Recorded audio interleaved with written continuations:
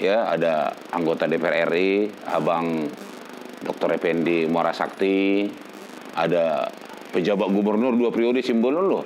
Udah ada ya 2 kali Dr. Robert. Oh, Bapak Tua. Ya, Dr. Robert Simbolon. Terus ada lagi jenderal, ada berapa itu? Abang Jenderal Kolonel Simbolon, Jenderal Mahidin, Jenderal Romulo, Jenderal Anton.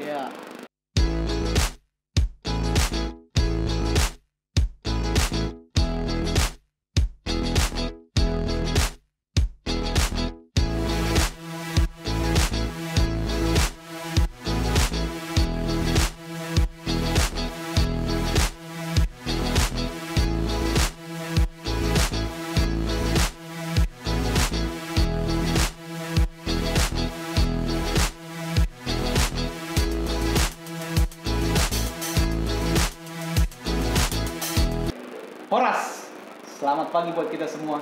Perkenalkan, saya Nofran Senerlan Simbolon. Saya Teresia Simbolon. Dalam acara ini, program Marnona. Kita akan berbicara dengan yang kita pikir udah merupakan tokoh ya, tokoh Simbolon ya, yang selalu mensupport kita, generasi muda Simbolon di Jabodetabek. Segala kegiatan kita, Bapak Tua ini selalulah mendukung. Kita buat acara, konsultasi dong ke beliau ya kan. Mau ada kegiatan apapun, mulai dari seminar, bahkan terakhir kita acara makrab itu ya. Makrab kita konsultasi juga ke Bapak Tua. Profil yang bagus tuh ya, profil yang bagus. Siapa lagi kalau bukan Bapak Manarsar Simbolon. Selamat pagi Pak Tua. Selamat pagi generasi muda Simbolon. Horas Pak Tua, Horas Buru. Gini Pak Tua, untuk tema hari ini kita episode perdana, tema Marnona kita adalah pentingnya berorganisasi untuk generasi muda. Nah, sebelum kita lanjut ke pembicaraan mengenai organisasi, kita mau tahu nih tentang profil Pak Tua, tentang background keluarganya, tentang Mak Tua dan anak-anak. Iya. Kita kan? Terima kasih, Buru ya. Sebenarnya saya akan rela dulu nih omongan Nopra. Ya, karena mengatakan tokoh ya, artinya saya juga tidak merasa tokoh gitu ya. Pandangan generasi muda Simbolon lah itu, karena di atas saya masih banyak senior-senior ya. Yang pertama tentu saya ucapkan dulu terima kasih kepada generasi muda Simbolon yang mewawancarai saya dalam hal Marnonang. Kalau sudah dikatakan Marnonang ini kan berarti pembicaranya nanti nih kesana kesini nih, ngalor ngidul ini. Markombur ya. Ya, silakan aja. Kira-kira hal-hal apa yang mau dipertanyakan kepada saya?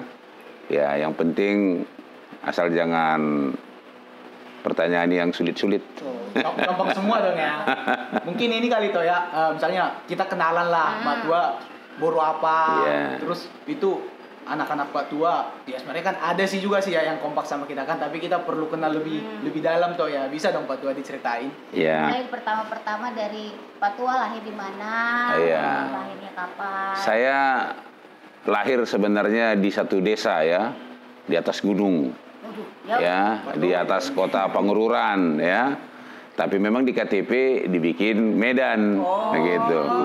Sebenarnya karena dulu waktu saya bikin lahir di Sijambur itu nggak ada yang kenal. Akhirnya saya bikinlah Medan, itu ceritanya. Saya lahir 28 Maret 1962. Berarti sekarang ini ya pas mau ulang tahun sebentar lagi nih.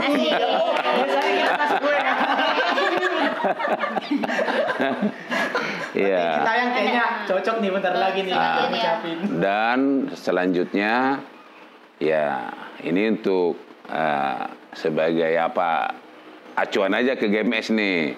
Saya berumah tangga itu tahun 86. Jadi berarti usianya 24. Berarti 24 ya. Udah. Makanya kalian ini pasti udah di atas 24 ini. Iya. Itu 24 itu termasuk nikah muda atau gimana? Sebenarnya saya bukan nikah muda ya. Enggak ya? Saya menikah itu ya memang permintaan orang tua dan opung supaya cepat punya cucu. Itu pertimbangannya. Dan saya adalah orang yang mau mendengar nasihat orang tua. Oh, tapi gini Pak Tua, umur nikah di umur 24 tahun ini ada kode keras nggak nih ke anak Pak Tua nih? Ya. Mungkin nonton video nanti kan? Ya bisa lah. Anak saya punya anak 4 ya. Laki-laki 3, boru 1. Yang boru sudah berumah tangga dengan marga silalahi. Dan sudah dikaruniai cucu 2 orang.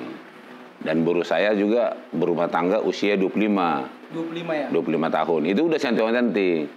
Kalau anak saya yang laki nomor 2 yang namanya Arnoldus, itu sudah sehembo. Emang umur berapa tuh? Udah jalan 27 kali ya. Harusnya udah bisa ya? Harusnya udah lebih tua dari saya. Nah, anak-anak saya yang pertama Albert, yang kedua Maria, yang ketiga Arnoldus, yang Syapudan Alfonsus. Sekarang SMA kelas 3 di Penabur. Oh, masih SMA ya Pak Tua ya? Iya. Untuk panggilan ini apa? Opung itu namanya panggilan. Karena sudah punya cucu dari Boru, masih gelarnya Opung Nisi. Opung Nisidus. Oh, Opung Nisi. Nah, ini kata dos ini ya supaya saya dos roha dengan Naposo, dengan generasi muda, ya, dengan tua-tua Simbolon, itu aja dos itu. Jadi dos roha lah. Apapun kita kerjakan harus diawali dengan dos. Sepakat. Makanya dibilang opung ngisi dos. Iya. Dos. Apa bahasa Indonesianya? Sepakat. Ya, sepakat. Oke. Tapi tadi Pak Tua kan udah cerita nih mengenai anak-anak. Kan Pak Tua belum ngasih tahu nih Pak Tua boru apa. Oh ya. Molo boru nirajai boru siringo-ringo. Oh, boru siringo-ringo. Ya, masuk situ Morang Sipituama. Sipituama tiba-tiba. Ya. Oh, iya. Masuk situ Morang sama Sitohang. Oh. Itu tahu kan Sipituama? Tahu. Bisanya cantik-cantik loh. Iya, makanya Bapak Tua jatuh cinta. Oke, Pak Tua, ini kan udah cerita nih dulu anak-anak berapa, Pak Tua berapa. Dulu itu Bapak Tua kan lahir di Pangururan tadi Pak Tua ya? Si Jambur, ya. Pastinya berarti SMA, SD di sana dong Pak Tua, sama kuliah di Medan semua dong. Ya, tahun 65 kami sudah pindah ke Medan setelah 3 tahun usia saya. Oh. Kemudian saya SD di Padang Bulan. Iya, iya. Kemudian sempat SMP di Santo Thomas. Medan. 1 tahun. Kemudian pindah ke Jakarta tahun 75. Pas saya SMP kelas 1. Pas SMP udah pindah ke Jakarta. Iya, pindah ke Jakarta. Dan ke Bekasi apa kemana? Ke Bekasi, ke daerah Cikarang. Oh, daerah Ya. Cikarang. Dari Cikarang, ya, orang Cikarang saya. Berarti setelah itu pun kuliah jadi di Jakarta lah ya? Apa balik ke Medan Pak Tua? Kalau kuliah itu setelah bekerja ya, jadi dari Cikarang SMP, tamat SMP langsung masuk ke STM Kerawang. STM Negeri Kerawang. Oh. Iya. Terus? Kemudian langsung bekerja. Dulu Bapak Tua itu dapat beasiswa Super Semar. Oh gitu. Makanya tahun berapa tuh? Tahun 78 lah. 78 ya. Berarti di saat usia 20 tahun ya? 16 tahun. 16. 16. Kan Ya. tahun 62. Oh. Iya. Iya. Berarti begitu kuliahnya dulu di mana Pak Tua? Enggak, kuliahnya itu saya setelah bekerja. Oh gitu, sambil Ya, kerja. sambil bekerja. Oh, jadi saya usia 20 tahun udah diterima di Pemda DKI. Oh. Jadi dulu saya memang terus terang ya, saya kan usia pas masih SMP kelas 3, ibu saya meninggal. SMP kelas 3 ya? Ya, jadi saya prihatin lah ya, hidup ya prihatin lah. Akhirnya saya dulu dapat beasiswa Super Semar. Itu yang membuat saya cepat bekerja di DKI. Jadi ada rekomendasi dari Yayasan Super Semar. Jadi kalau dulu generasi muda Simbolon mengkritik Soeharto, kalau saya nggak pernah mengkritik karena saya dapat beasiswa. Ikut menikmati. Iya. Berarti gini Pak Tua ya, sebenarnya konsepnya kerja sambil kuliah itu udah ada dari dulu sebenarnya Pak Tua ya. Iya. Karena sekarang sih banyak juga sih kalau dari generasi muda yang merantau ya dari kampung, banyak juga sih menerapkan hal gitu. Cuma saya pikir itu hanya terjadi saat-saat ini, ternyata dari dulu juga udah ada itu ya. Kalau kuliah ini kan bisa setelah bekerja, bisa setelah berumah tangga. Iya. Bahkan ada pernah saya dengar di apa itu Kick Andi itu kan ada nenek-nenek yang sudah 67 tahun. Oh iya, yang ngambil ya kan? Boru apa itu? Boru Simbolon apa boru Tagalong itu? Pokoknya bukan boru Simbolon tuh. Pasti kalau untuk pendidikan nggak ada batas. Nggak ada batas umur. Ya nggak ada batas umur. Oh, berarti begitu selesai pas bekerja kuliah itu statusnya udah PNS belum sih Pak? Sudah PNS. Jadi saya kenapa saya harus kuliah ya? Ini sebagai apa kepada GMS ya? Artinya saya ingin posisi saya jangan hanya sebagai staf saja. Saya ingin jabatan saya ada. Oh, makanya saya kuliah. Dan dari situ berjenjang ya. Mendapatkan promosi maka iya. juga harus ditingkatkan. Jadi setelah saya sarjana hukum, saya memang dari Universitas Kebudayaan itu, Universitas Borobudur. Oh, Universitas Borobudur ya. Nah, tamat dari situ langsung dapat jabatan kepala seksi. Oh, kepala seksi. Iya. Tapi kalau nggak salah kan Bapak tua S2 Pak tua ya, kalau nggak salah ya. Ya, S2-nya saya punya mimpi pada saat itu karena dari SD negeri, SMP negeri, STM negeri, S1 swasta, S2-nya negeri. Harus ke negeri gitu ya. Nah, dan salah satu pilihan favorit Universitas Indonesia. Oh, berarti Pak tua alumni UI. Iya. Wah, keren juga ya. Untuk S1, S2-nya ambil jurusan apa Pak tua? Kalau S1 Fakultas Hukum. Kalau untuk S2 supaya berkaitan dengan pekerjaan saya dan hubungan saya dengan masyarakat, saya ambil kebijakan publik. Administrasi kebijakan publik. Jadi selama ini Bapak tua berkarir di Pemda DKI Jakarta. DKI. Ya, Pemda DKI Jakarta. Oh, berarti itu penempatan di mana dulu Pak tua waktu? Kalau saya aktifnya itu di inspektorat ya, pengawasan. Makanya ngelihat wajah-wajah GMS ini saya tahu orangnya yang lugu, yang udah terbaca ya. Gitu. Kalau saya lugu nggak? Ya, bisa. Nggak, pokoknya kalau ada yang berdusta saya bisa lihat. Bisa kelihatan lah ya. Hati-hati loh, jangan berdusta. Berarti selain orang jurusan psikologi, orang hukum juga bisa ngelihat orang. Oh iya. Enggak ya. Dan saya tidak mau melanggar hukum. Sangat takut lah ya. Makanya saya setelah berhenti bekerja, pernah 1 tahun yang lalu disambut dengan kedatangan COVID-19. Oh, pas berapa ya Pak tua ya? Baru kan Pak tua ya? Ya, pas 1 tahun ini. Oh, 1 tahun. Anniversary pensiun. Pensiun. Oke, Pak tua, kita kan juga pernah nih ngobrol-ngobrol nih. Bapak tua itu kan dari dulu itu aktif itu ya, aktif di organisasi. Bisa nggak Pak tua? Organisasi apa aja sih yang Pak tua ikutin dari muda gitu, dari zaman sekolah gitu? Jadi memang kalau bakat berorganisasi ini memang hamuaka naposo, hamuaka generasi muda Simbolon memang itu harus tumbuh dari niat sendiri gitu. Artinya tujuan kita berorganisasi apakah? Kan supaya kita bisa berkumpul dengan komunitas kita. Iya, benar. Bisa komunitas satu marga, kayak Bapak udah dulu di Pramuka, di OSIS waktu sekolah. Kemudian setelah bekerja aktif di Parsahutaon, aktif di Marga Simbolon, aktif di gereja, aktif di Marga Hula-Hula. Itu. Dan sampai sekarang. Dan sampai sekarang saya ya kalau dibilang jabatan banyak sekali jabatannya. Berarti dari umur 20 tahun sampai sekarang umur berapa Pak? Ya sekarang sudah mau 59 ya. Sampai 59 berarti udah tanggal ya berapa hari lagi. Udah 39 tahun aktif loh di Puma. Iya. Terus kan dari 20 tahun otomatis ini toh ya apa? Punya jabatan lah ya.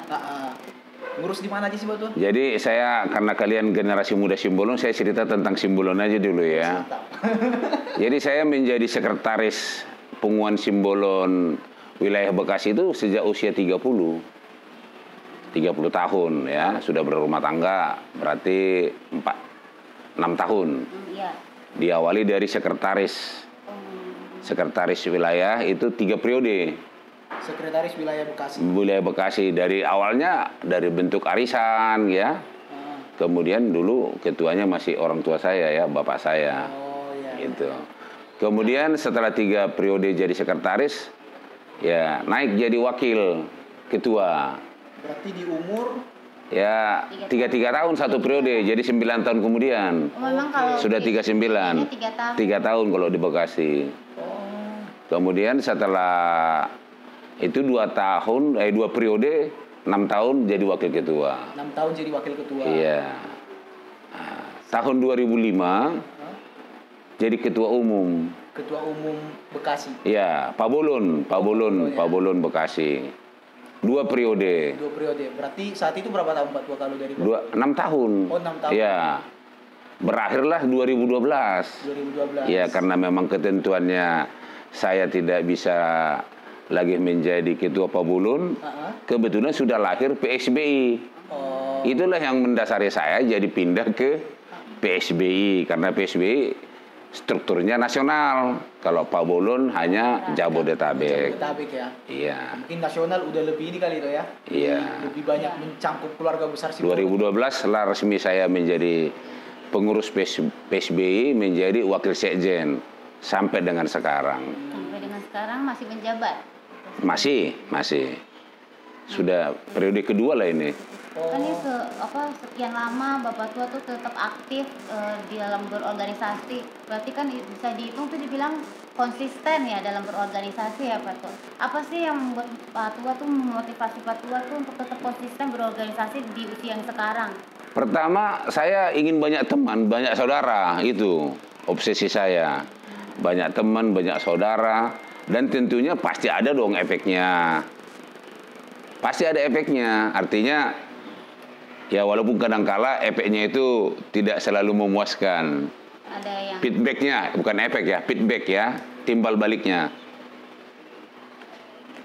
jadi relasi lah berarti ya. Pak Relasi. Tua, ya, Jadi kita berorganisasi itu asal kita niatnya jujur ya, integritas. Kita dangadong holong marpabuat. Oke. Ya, nggak ada kepentingan. Makanya saya paling nggak suka ngelihat orang kalau di organisasi itu cari muka. Ya, karena pada dasarnya ya kita di organisasi itu ya nyari keluarga, Iya. nambah teman gitu loh Pak Tua ya. Iya. Kalau kita mau Holong marpabuat. Jangan. Ya kita kerja lah gitu. Kita yang penting jadi anak Tuhan, pengikut Kristus ya. Ya, kita hidup sesuai dengan ajaran kita aja, ajaran agama ya. Termasuk di agama saudara kita yang Islam pun sama dianjurkan berbuat baik terhadap sesama. Lebih fokus ini kali ya Pak Tua. Kita mau berkontribusi. Ya, melayani lah terutama prinsip kita kan prinsip melayani ya, kasih ya. Itu aja yang saya ingat ya, artinya dan itu saya rasakan sekarang gitu. Nah, itulah yang mau saya turunkan ke keturunan saya, the next generasi Simbolon. Ya tentu karena anak saya yang pertama Albert itu kurang sehat, saya harapkanlah Arnoldus sebagai the next generasi. Karena opung saya, bapak saya adalah orang-orang yang aktif di organisasi. Sebenarnya berarti manfaatnya sebenarnya besar lah Pak Tua. Maksudnya dari segi kekeluargaan juga ada, maksudnya dari segi ke pekerjaan ini sebenarnya mempengaruhi nggak sih Pak Tua organisasi? Karena kan orang yang banyak bilang ya banyak berorganisasi dia pasti mampu nih memanage. Sebenarnya itu gimana sih menurut Pak Tua? Memang kalau kita nggak bisa mengatur waktu, ya seolah-olah ada ininya ya, efeknya ya. Tapi itu paralel. Tuhan sudah mengatur sedemikian rupa perjalanan hidup kita. Semua itu tergantung kuasa Tuhan juga. Saya merasakan itu. Aktif di beberapa organisasi nggak ada masalah. Tapi memang dukungan dari sang pendamping itu sangat menentukan. Dukungan dari walaupun kadang-kala kita pulang malam ya diremengi lah kan. Wajar itu. Tapi tunggu Pak Tua, itu nanti pertanyaan buat Pak Tua loh. Iya, makanya. Iya. Pak Tua, nanti Pak Tua yang akan menjawab. Ya, artinya adalah dukungan istri. Tentu juga ya harus ada juga dukungan lain itu ya finansial lah. Kita harus rela berkorban. Tanpa kita juga keluar uang ya nggak dianggap juga kita ya sesuai kemampuan kita.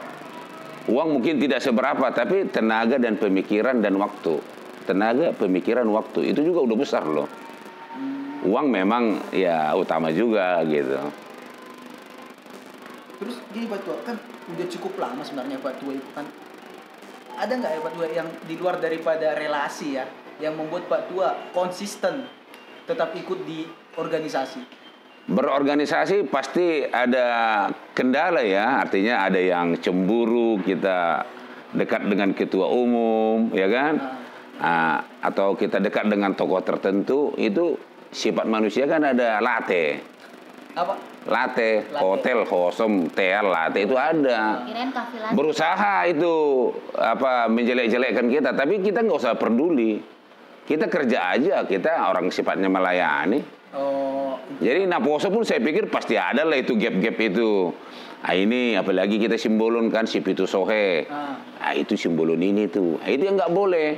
Di dalam generasi muda simbolon itu harus tidak mengenal Sohe Tuan, Sohe Sirimbang, Sohe Sunihuta, Sohe Altong, ya itu berurutan ya dari nomor 1 sampai nomor 7. Kalau itu kalian pakai, udah bubar itu GMS itu. Terjadi gap Pak Tuan. Gap, nggak apa-apa. Dan harapan kalian nanti berorganisasi, tentu setelah kalian berkeluarga dirasakan. Kayak saya nih kan, teman-teman saya dulu waktu berorganisasi karena dari dulu kami baik, ya sampai sekarang baik. Walaupun kadang-kala ada satu yang menyimpang. Maksudnya efeknya itu bukan langsung sekarang Pak. Oh iya nanti. Dan pasti yang namanya kita berkorban selama ini, Tuhan akan memberikan upah. Ya, kalau dibilang paling tidak upahmu besar di surga. Akan itu. Terus gini Pak Tuan. Kalau di kalangan kita Naposo ya, generasi muda itu ya, menurut Pak Tua, ya karena Pak Tua dari dulu udah aktif ya di dalam organisasi itu ya, sesuai cerita itu tadi kan. Ada nggak sih Pak Tua hal-hal yang menjadi tantangan lah sama generasi muda, mungkin yang udah Pak Tua alamin dari dulu dan mungkin Bapak Tua bisa analisa sampai sekarang. Menurut Pak Tua apa sih tantangannya itu? Kalau tantangan ya tentu kan tadi itu ya persaingan untuk jabatan organisasi. Tetapi karena niat kita baik ya kita tetap aja berdoa gitu. Jangan mengejar jabatan karena jabatan organisasi sosial kan tidak digaji. Iya, non profit. Tapi kita dikenal seperti kata pembuka Pak Nopra tadi mengatakan saya tokoh. Sebenarnya saya tidak pernah merasa tokoh. Karena yang saya perbuat itu pun belum banyak. Ya jadilah kita rendah hati itu aja. Ajaran Tuhan kan seperti itu. Kalau boleh tahu nih Pak Tua, kan selama Bapak Tua berorganisasi, kira-kira misalkan karakter apa sih yang sampai sekarang tuh Pak Tua sekiranya yang dampak dari aktif berorganisasi itu gitu, karakter misalkan yang didapat selama berorganisasi. Karakter orang berorganisasi kan, organisasi ini kan tempat berkumpulnya berbagai macam karakter, ya kan? Tentu karakter kita manusia kan tidak sama. Ada memang orangnya ya karena latar belakang pekerjaan, profesi, pendidikan itu akan mempengaruhi. Kalau kalian Naposo kan masih satu jenis ini. Katakan rata-rata pendidikan SMA dan paling tinggi sarjana S1. Tapi kalau di kami tua-tua kan udah ada doktor, ada profesor, ada SMA, ya kan? Dan kadang-kadang yang pendidikannya tidak tinggi merasa lebih tinggi juga, gitu. Tapi kalau bagi kita yang paling penting itu makin tinggi ilmu kita ya makin rendah hati, itu aja. Ilmu padi lah, iya kan? Kira-kira gitu. Jadi karakter-karakter itu udah pasti bermacam-macam itu ya. Terus jadi betul. Kita kan sekarang udah lebih fokus ke organisasi ya pembahasannya ya. Mungkin selama Bapak Tua lah ikut organisasi, ada nggak Pak Tua tantangan terberat lah di dalam organisasi? Mungkin kan Pak Tua kan banyak nih aktif di organisasi gereja juga, kita tahu Pak Tua aktif. Terus punguan dari Mama Tua juga, si Pitu Ama Pak Tua juga cukup aktif. Begitu juga dengan di punguan Simbolon, di PSBI. Dan tadi Pak Tua bilang PSBI ya seluruh Indonesia loh gitu. Bahkan sampai saat ini masih menjabat ya. Ada nggak Pak Tua tantangannya? Tantangan paling berat itu sebenarnya kita harus bisa meyakinkan istri. Oh, ke istri Pak Tua ya? Ya, artinya diberikan kepercayaan gitu ya. Karena kita berorganisasi kan ya tujuannya mulia, sosial. Tapi kan ada juga orang berorganisasi dipelesetkan gitu kan, kesempatan mungkin dia untuk berbuat hal-hal yang tidak baik. Itu tantangan itu. Godaannya di organisasi tentu banyak. Karena kita kan terdiri dari komunitas pasangan-pasangan kan. Gitu, walaupun dia komunitas Simbolon kan marganya kan ada yang berbeda. Itu salah satu. Tantangan kedua tentu ya kadangkala ini tadi itu persaingan ya. Kita berkata baik kan belum tentu baik menurut orang lain. Apalagi kita orang Batak ini cukup ya. Dan apalagi kalau kita merasa kita hierarkinya lebih rendah, misalnya anak atau pahopu. Ada yang merasa sudah opung. Ya kan, feodalismenya orang Batak itu tinggi. Tapi kalau di generasi muda jangan ada feodalisme. Kalian setara. Naposo generasi muda. Nah, kalau sudah di bidang adat nanti opung, bapak tua, bapak uda. Nah, karena kita merasa anak, merasa masih muda, ya hadap konon nih katanya. Itu kadang-kala nggak sadar ini tokoh-tokoh tua-tua ini. Padahal yang tokoh-tokoh muda ini yang diomongkan itu udah yang benar dan relevan, rasionalitas gitu. Tapi karena dia merasa lebih tua, ya apalagi kalau udah merasa raja julu kan, nah ini dia merasa hebat gitu. Mungkin pertanyaan terakhir mungkin kali ya toh, kalau dari saya sih yang terakhir selama berorganisasi ini nih Pak Tua, dari bahasa muda Pak Tua, mungkin lebih ngelihat ke belakang kali ya. Kalau sekarang kan Pak Tua memang sudah nggak bekerja ya, sudah pensiunan. Nah, selama berorganisasi di masa-masa muda itu yang salah satu penunjang karir Pak Tua nggak bisa. Misalkan Pak Tua kan mungkin kalau karirnya dari ceritanya tuh menanjak ya, terus mendapatkan promosi lah dalam pekerjaannya, mempengaruhi. Artinya kan di tokoh-tokoh organisasi itu kan ada tokoh-tokoh yang berpengaruh di negara.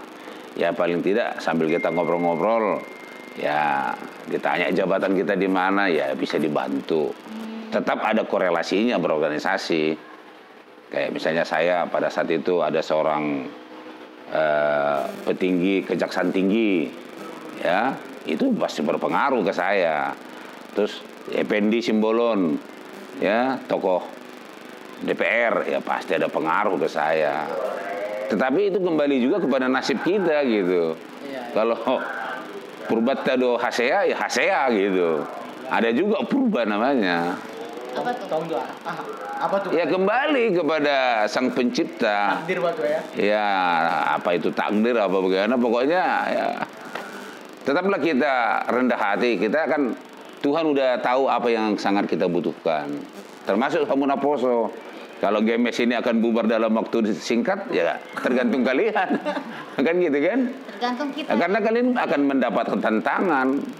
Karena kalian berani mendeklarasikan diri sebagai organisasi yang namanya berbeda dengan yang lain. Tapi kalau secara makronya di Indonesia, ada generasi muda Pancasila, generasi muda Kabah, generasi muda Sirimbang, ya. Ada generasi muda AMPI, macam-macam generasi muda banyak kok. Nggak ada. Artinya selama kalian berjalan di track yang lurus, ya maju terus gitu. Nggak perlu takut. Itulah berorganisasi. Tapi kalau kita berorganisasi ada tujuan tertentu, tadi itu bilang kan, kolong bapak buat, atau bahasa Inggrisnya apa itu? Conflict of interest katanya kan, jangan. Organisasi kan kita kan nama Hamaranggi, nama Riboto kan. Ingat kan, Sotong Mersiulian nama Riboto. Itu pun kan nggak boleh. Lo organisasi ini kan supaya ada aturan main. Nama Pariban Bui Mersiulian, nama Riboto dan Bui, dan kira-kira gitu kan. Salah satu manfaatnya ngasih edukasi lah buat tua. Edukasi. Lagi buat kalangan muda ya. Nah, terus kalian dekat dengan natua-tua harus, karena natua-tua yang punya sumber pengalaman. Nggak salah kalian nanti banyak tokoh-tokoh Simbolon di Jakarta ini ya, ada anggota DPR RI Abang Dr. Effendi Muara Sakti, ada pejabat gubernur 2 periode Simbolon loh. Udah ada ya 2 kali Dr. Robert. Bapak tua. Ya, Dr. Robert Simbolon. Terus ada lagi jenderal, ada berapa itu? Jenderal Abang Jenderal Kolonel Simbolon, Jenderal Mahidin, Ya. Jenderal Romulo, Jenderal Anton. Ya. Banyak jenderal, ada yang sudah almarhum juga, Jenderal Edward, Bapak Laksamana. Laksamana Marwale, ya kan? Sebenarnya cukup banyak pokoknya Pak Tua ya. Kalau jenderal di Simbolon, ya sekarang aja udah lagi kolonel lah, siap-siap menjadi jenderal. Itu bakal OTW nih ke Marnonang next episode ya. Iya, luar. Bocoran nih, Sebenarnya kalau sumber daya manusia generasi muda Simbolon bersatu, nggak usah banyak-banyak kalian. 100 orang pun kalau bersatu udah hebat. Apalagi kalau 1000, apalagi kalau 1.000.000 kan. Iya. Itu aja. Penting solid dulu ya Pak. Solid dulu. Jangan hanya yang itu-itu juga, yang itu-itu lagi katanya kan. Karena mungkin gini Pak Tua ya, kalau kulihat ya, pengaruhnya dari organisasi masa muda mungkin itu berpengaruh ke masa tua ini kayak yang Pak Tua sampaikan tadi. Pas kita udah tua, oh ini saling kenal dan itu bisa membangun kepada ya mungkin kita nggak bisa pungkiri saling support lah dari segi ekonomi, acara adat itu berpengaruh lah Pak Tua ya. Iya sangat. Seperti pengalaman saya lah sedikit ya, pengalaman saya di PSB ya, berorganisasi. Saya kan sering ke daerah-daerah, ya kan. Akhirnya saya hampir marga Simbolon di beberapa daerah itu. Jadi kalau di daftar kontak saya marga Simbolon itu mungkin udah ribuan. Gitu. Belum dari Facebook ya, kalau ada Naposo, Boru Simbolon pasti langsung itu saya add itu. Cuman ya karena sekarang sudah nggak tren Facebook, saya hanya di WhatsApp aja karena capek juga ya baca-baca status ya. Instagram sekarang Pak Tua. Sekarang Instagram saya nggak ngerti. Ada lagi sekarang katanya Telegram baru muncul itu kan. Ya. Aduh, pokoknya. WhatsApp ya. Sekarang kita lebih sering Marjum. Oh, Marjum. Marjum itu ya. Marjum lah sekarang Pak Tua ya. Marjum. Ya ini kita ya karena sudah protokol kesehatan ya nggak apa-apa lah. Kita kumpul-kumpul tetap jaga jarak. Tapi Pak Tua nggak martik toh kan? Enggak. Sebenarnya kalau saya aslinya itu penganut paham tradisional saya. Cuman karena istri saya semi kota ya ngikut-ngikut lah kadang-kadang. Iya. Dia karena lahir di Siantar kan, anak Siantar lah namanya. Kalau kita kan anak Samosir. Beda memang anak Samosir sama anak Siantar. Tapi mau tidak mau itu berpengaruh. Jadi namanya berorganisasi, interaksi kita itu akan mempengaruhi. Jadi kalian pun kalau salah arah ya salah yang mengarahkan ya salah juga kalian. Dan Tuhan akan marah. Walaupun kita nggak merasakan bagaimana marahnya Tuhan kan. Tapi jalur baik aja lah kalian. Nanti kalian setelah berumah tangga merasakan itu. Berbuat baik sekarang mungkin dipetiknya nanti. Ya kayak saya lah ya. Ya artinya masih muda saya 50 tahun ngamar pahopu. Kan gitu kan. Udah marhela. Itu luar biasa. Sekarang pahopu saya udah kelas 2 SD. Oh, udah kelas 2 ya. Ada berapa Pak Tua? 2. Oh, 2. Marga Silalai Helai kan. Satu sama satu lagi. Nimora. Namanya pun kalau aslinya Kenji Dos Bonaventura. Nama baptisnya Bonaventura. Katolik ya. Kalau Nimora ya itu kalau marga Silalai tahu itu. Tapi aslinya sebenarnya itu dari artis pemain karton di Jepang itu. Oh, berarti ini Batak ke Jepang-Jepangan ya? Ya, tapi itu keluarga Silalai itu. Kita mendukung aja ya. Banggalah. Pak Tua kan udah cerita nih pengalaman organisasi. Terus Pak Tua juga udah seorang purna bakti genaplah 1 tahun ini. Tapi kan pasti ada lah toh ya sosok yang di belakang Mak Tua Boru Siringo-ringo. Kita juga harus undang nih gitu ya. Tadi kan Pak Tua juga nyebutin terus nih. Iya, karena saya pernah dengar ada juga orang mengatakan di balik kesuksesan seorang pria ada wanita hebat di belakangnya. Ya tentu siapakah dia? Ya harus istri dong. Berarti bisa lah kita panggil ya. Iya. Karena siapa tahu nanti saya banyak bicaranya nggak melenceng ya dia nanti yang meluruskan. Iya. Oh, jadi penyeimbang ya. Iya. Karena memang tanpa dukungan istri itu enggak. Walaupun ya suka, ya biasalah. Biasalah. Karena ya itu tadi berorganisasi jadi pulang malam, pulang pagi, bahkan kita tinggalkan keluar kota. Ya memang egois kita itu seolah-olah terlihat sebagai orang organisasi. Tapi gini lah Pak Tua, kita panggil aja lah Pak Tua ya. Untuk dari narasumbernya langsung, gimana sih bentuk dukungannya selama ini kan? Nah, kita panggil nih. Biar kita kepo-kepo tipis Iya. ya kan. Oke, kepada Mama Tua kami. Kita